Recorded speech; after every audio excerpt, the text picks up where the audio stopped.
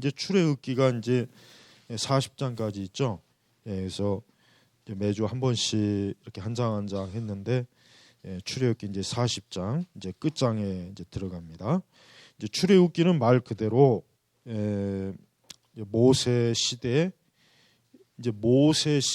들어와서 이제 이스라엘 백성이 애굽에서 430년이 거의 다 될 시점에 그 시점부터 이제 이야기가 시작되는 게 이제 출애굽기잖아요. 그래서 이제 모세를 통해서 이스라엘 백성이 하나님께서 이미 벌써 아브라함에게 언약하신 그 언약을 지키시는 그 역사가 출애굽기에 나와요. 그래서 출애굽기의 전반적인 줄기는 애굽에서의 그 탈출하는 그 과정, 그다음에 광야 시기, 그래서 이제 광야에서 이제 성막을 만드는 그 과정. 그래서 이제 출애굽기가 이제 그 내용으로 이제 이야기 이제 말씀이 끝나고 그 다음에 이제 레위기로 들어가죠. 그래서 우리가 출애굽기 이제 후반부에 보면은 이제 그 성막을 만드는 목적, 그 성막의 그 만드는 과정, 재료, 그 하나님께서 그 성막을 만드는 지시하시는 그 여러 그 구체적인 내용이 나오고, 그 다음에 이제 레위기로 들어가면 그 성막에서 하나님 앞에 이제 제사를 드리는 게 이제 레위기의 이제 주 내용은 이제 레위기입니다. 그래서 우리가 이제 이 성막을 완성한 후 이제 하나님께서 그 성막을 봉헌하는 것. 근데 하나님께서 보니까 그 봉헌하는 그것도 역시 하나님께서 이렇게 하라. 그러니까 봉헌도 역시 그냥 너희들이 알아서 하라는 것이 아니라 하나님께서 그 자세하게 어떠한 과정과 절차를 두고 너희가 이렇게 봉헌하라라고 그렇게 말씀이 이제 기록되어 있습니다. 그 다음에 이제 가장 이제 중요한 것은 이제 우리가 끝절에 보면 34절 이후에 보면은 그때 구름이 회막을 덮고 여호와의 영광이 성막에 충만하였으며, 그러니까 이제 이 성막을 다 완성하고 난 다음에 이제 그 회막 그곳에 여호와의 영광, 그러니까 하나님의 임재하셨다. 그래서 구름이 회막에 머물러 여호와의 영광이 성막에 충만하였으므로 모세가 회막에 들어갈 수 없었다. 그러니까 모세조차도 이 하나님의 영광이 충만한 아주 그 하나님의 그 영화로움이 놀라운 그런 곳이라 그런지 모세도 들어갈 수가 없을 정도로, 그러니까 인간이 이 하나님의 그 영광을 이렇게 직접적으로 뵐 수가 없는 거예요. 그만큼 하나님은 거룩하시고 지극히 영광스럽기 때문에 감히 사람이 그냥 자기 마음대로 자기의 의로 나아갈 수가 없는 거예요. 그래서 그 다음에 이제 그 38절에 보면 이스라엘 온 족속이 그 모든 길을 가는 동안에 낮에는 여호와의 구름이 성막 위에 있고 밤에는 불이 구름 가운데 있는 것을 그들의 눈으로 직접 보았다. 그러니까 우리는 이 성막이 단순히 그냥 어떤 하나의 뭐 건물이 아니라 말 그대로 거룩한 회막, 거룩한 막, 즉 거룩한 곳이에요. 왜 거룩합니까? 그곳은 하나님이 임재하시는 곳, 하나님의 영광이 머무는 곳이기 때문에 거룩한 곳이에요. 그래서 이스라엘 백성들은 그 광야 시대 내내 불과 구름 기둥과 성막이라고 하는 이 세 가지 요소를 통해서 하나님이 어때요? 자기들을 떠나지 아니하시고 함께 하신다는 것을 그것을 증거로 삼은 거예요. 그러면 우리 신약 시대는 뭘까요? 우리 신약 시대에 뭐 구름 기둥과 불 기둥이 있습니까? 우리 신약 시대에 무슨 성막이나 성전이 있나요? 그런 게 우리는 필요 없죠. 우리에게 있어서 사실 하나님의 임재의 증거는 우리는 하나님의 계시의 말씀이고 또 뭡니까? 성령의 내주하심입니다. 그래서 신약 시대는 구약 시대에 그 보여주었던 그 구름 기둥이나 불 기둥이나 성막, 성전이라고 하는 이 가시적인 이러한 것은 이미 그림자로 지나갔고 이제는 하나님의 교회에서 이 하나님의 기록된 계시된 말씀, 성경과 또 하나 뭡니까? 성령의 내주하심. 그래서 오순절 이후에 성령 강림, 성령의 그 임재가 사도행전 초반부에 바로 들어오죠. 그걸 통해서 이제는 하나님께서 하나님의 백성과 함께 하시겠다고 하는 하나의 증거로 이제는 보여주는 거예요. 그러니까 우리 신약 시대는 우리가 하나님을 어떤 눈으로 보려고 하거나 어떤 하나님을 어떤 임재의 어떤 가시적인 표징을 우리가 구하지는 말고 우리는 성령의 내주하심, 무엇보다도 하나님의 자녀는 뭡니까? 성령께서 내주하심. 그래서 우리가 신약 성경의 그 서신서들을 보면 항상 사도들이 강조한 게 뭡니까? 그리스도의 영, 예수님의 영, 성령께서 항상 교회에 머물고 신자들에게 머무는 그것이 굉장히 중요하게 나와요. 그러니까 우리에게 어떤 가시적인 성전이나 성막이나 희막은 이제 필요가 없어요. 그걸 또 다시 찾아와 갖고 또 지금 우리 신약 시대 그런 걸 통해서 우리가 하나님을 만나는 게 아닙니다. 내주하시는 성령께서 우리와 함께 하십니다. 그리고 항상 성령님은 계시된 말씀과 함께 역사해요. 바로 이겁니다. 그러니까 우리 신약 시대는 거기에서 벗어나면 안 됩니다. 즉 그것을 벗어나서 하나님을 찾으려고 한다거나 아니면 하나님의 어떤 가시적인 걸 자꾸 뭘 보려고 하거나 구하려고 한다면 반드시 오류에 빠지게 돼 있어요. 그러니까 우리가 어떤 신비주의라든가 극단적 은사주의라든가 이런 것들이 왜 잘못됐냐면 하나님께서 그런 걸 통해서 하나님의 자녀, 하나님의 백성들을 만나시는 게 아니란 말이에요. 이미 벌써 구원받은 사람에게는 성령이 내주하시는 거예요. 그가 성전이 되는 거예요. 그 이상 뭘 더 무슨 하나님의 어떤 가시적인 임재와 표적을 구한다는 것은 그것은 하나님이 허락하지 않은 것을 즉 하나님께서 정해놓지 않은 길을 우리가 구하는 거나 마찬가지. 그러니까 그런 길로 가면 항상 어떻게 됩니까? 오류에 빠지는 이유가 그거예요.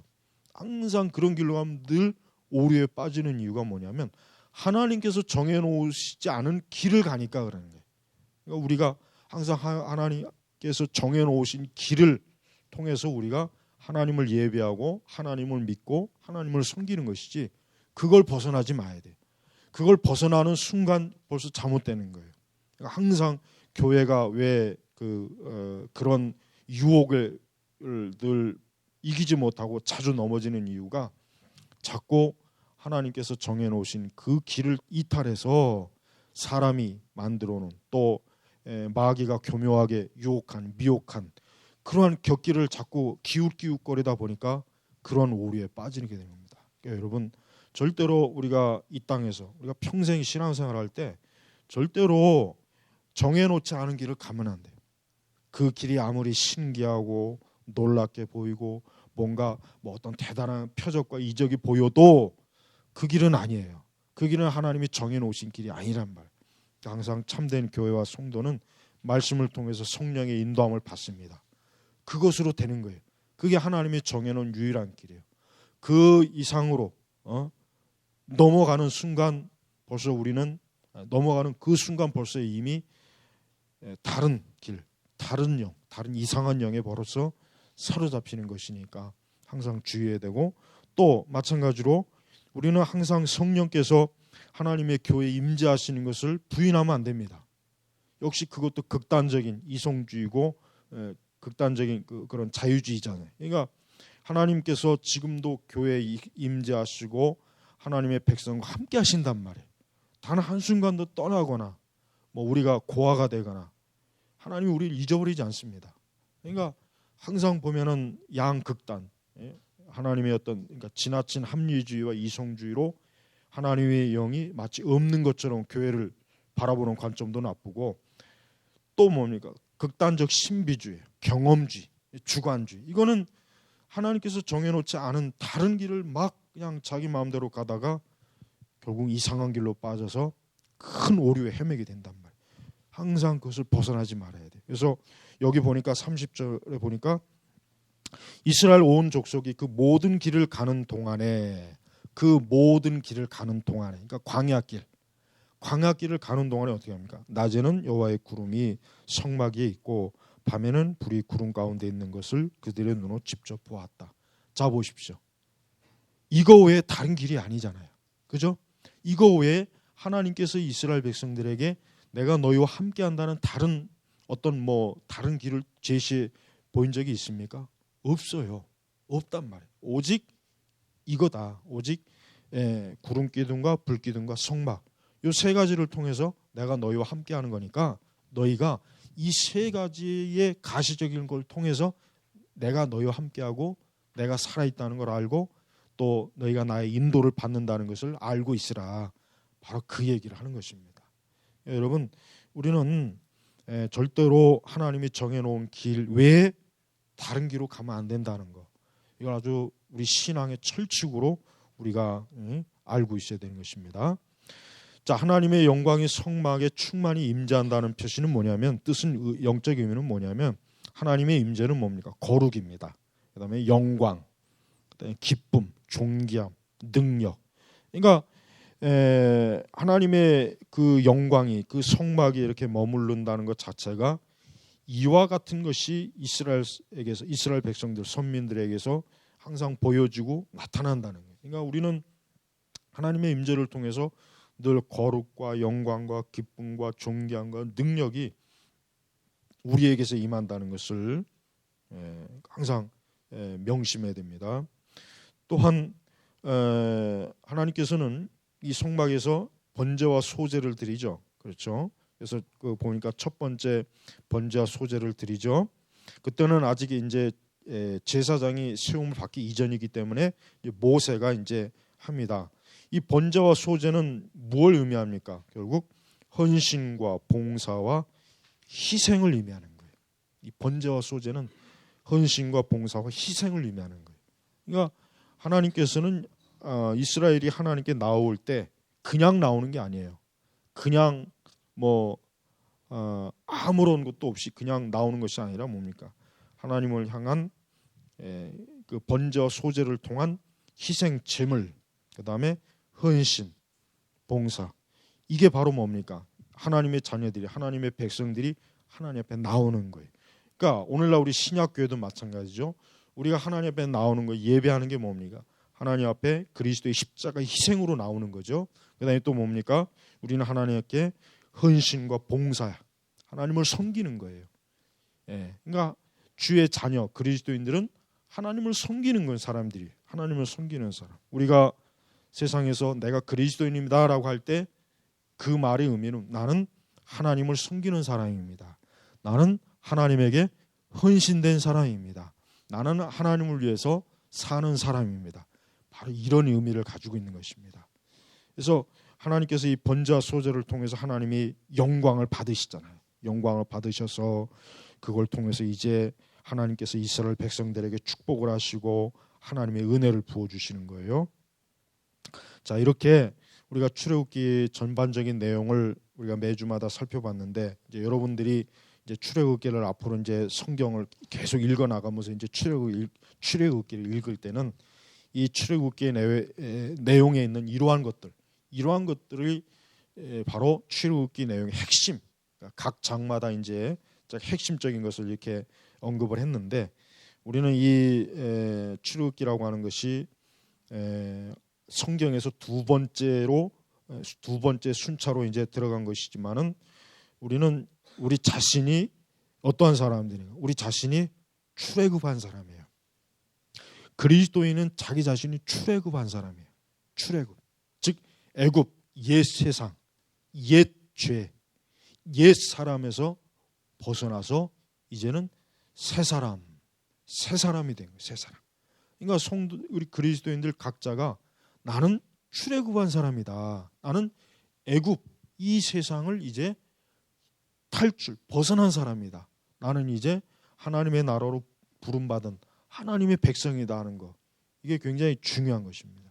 그러니까 성도는 자기 자신이 그리스도를 부르심을 받아 출애굽한 사람이라고 하는 것을 확실히 알아야 돼. 그걸 믿어야 돼.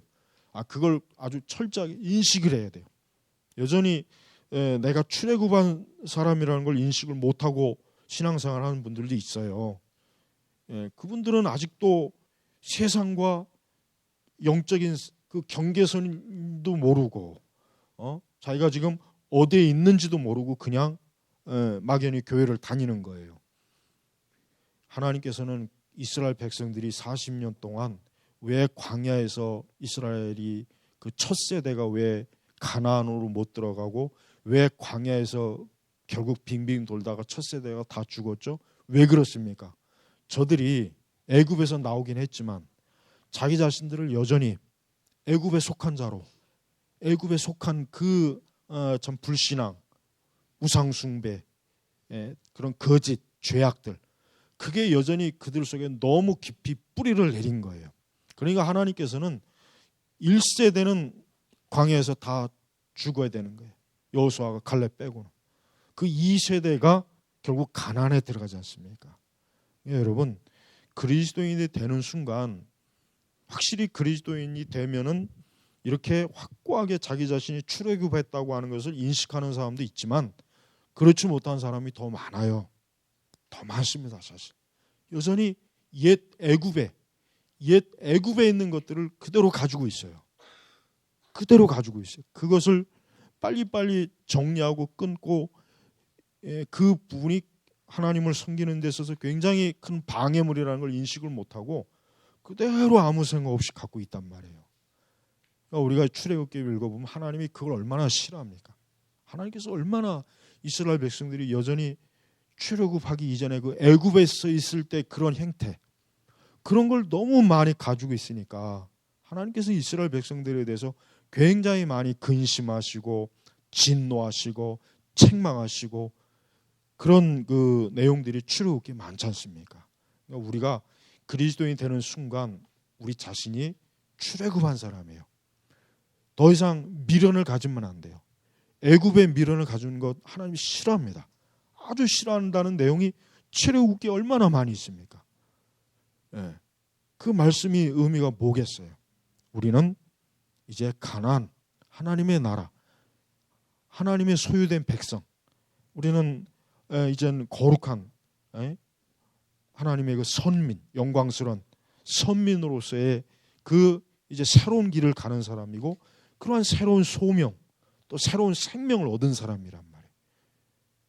근데도 여전히 만약에 그런 걸 모르고 여전히 옛 길에서 그냥 자꾸 뒤를 돌아보거나 자꾸 옛 애굽의 그것들을 오히려 또 탐하거나 그런다면 이 광야에서 이스라엘 백성들이 그로 인해서 하나님 앞에 어떠한 그 참 징계와 책망을 받았다는 기록을 한번 잘 읽어보면은 그게 굉장히 심각하다는 걸 우리가 알 수 있을 것입니다.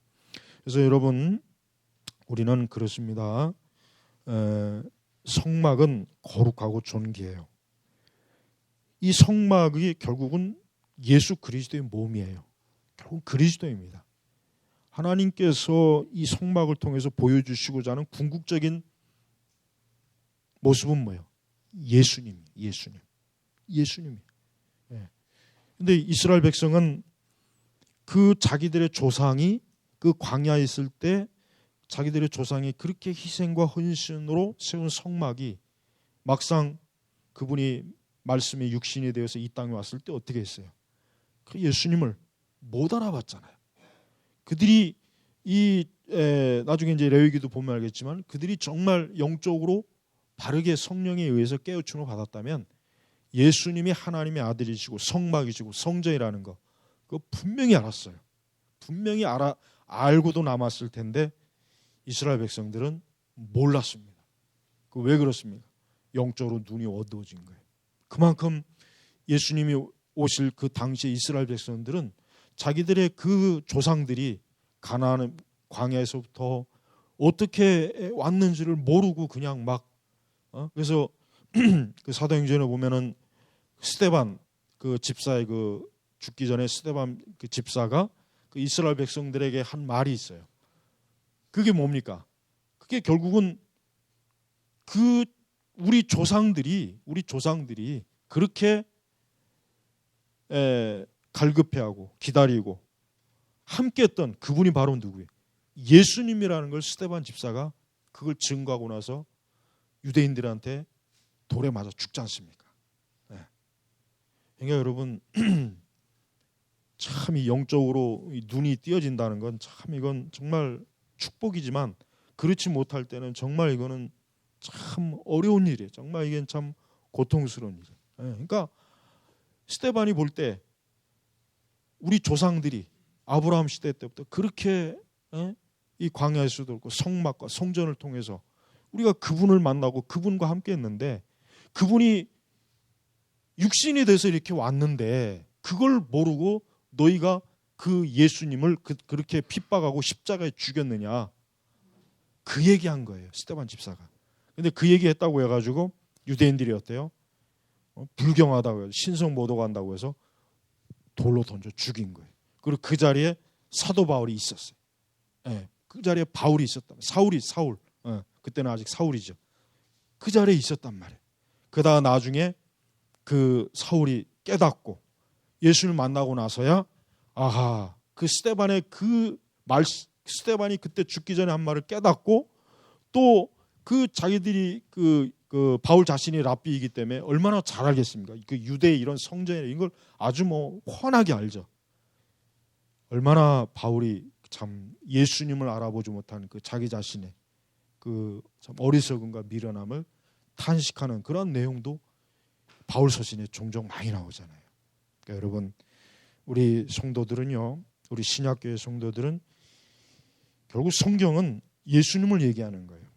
예수 그리스도를 드러내는 거예요. 그러니까 우리 성도들은 항상 우리 자신이 성전이잖아요.